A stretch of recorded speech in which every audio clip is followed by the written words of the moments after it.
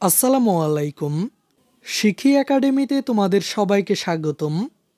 প্রিয় শিক্ষার্থীরা, আশা করি তোমরা সকলেই ভালো আছো।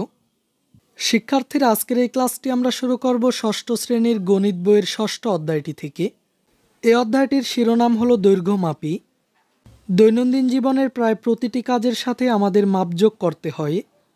তোমরা বাজারে গিয়ে যখন প্রয়োজনীয় বিভিন্ন জিনিস যেমন চাল, ডাল, তেল, লবণ, চিনি, রশি, বৈদ্যুতিক তার ইত্যাদি যন্ত্র ক্রয় করো, তখন দোকানদার তোমার চাহিদা মতো জিনিসগুলো মেপে দেন। আর এই মাপজোকের বিষয়টাকে আমরা পরিমাপ বলে থাকি।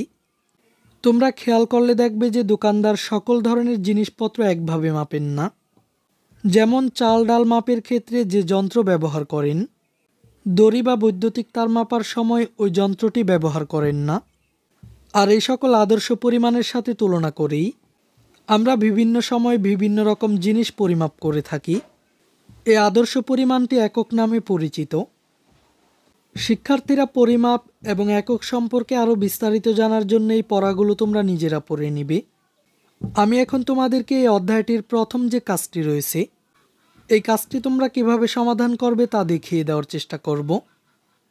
এখানে বলা হয়েছে, এবার এসো নিচের কাজটি করি।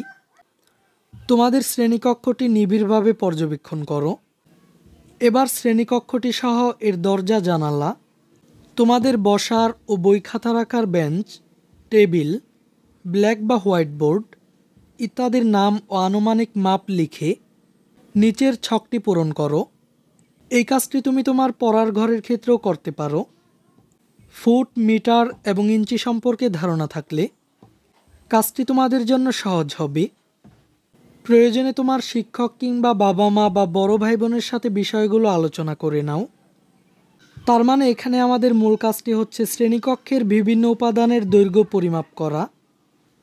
প্রথমে আমরা এই কলামে যার দৈর্ঘ্য মাপা হলো তার নামগুলো লিখব। আর এ অংশে লিখব উপাদানগুলোর পরিমাণ কত হাত।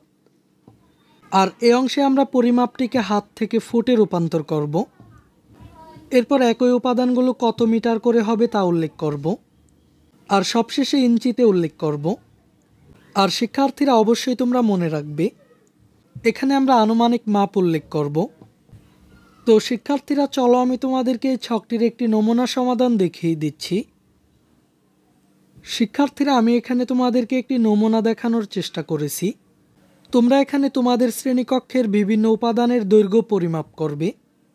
এখানে শ্রেণীকক্ষের বিভিন্ন উপাদান হাতে পরিমাপ করা হয়েছে।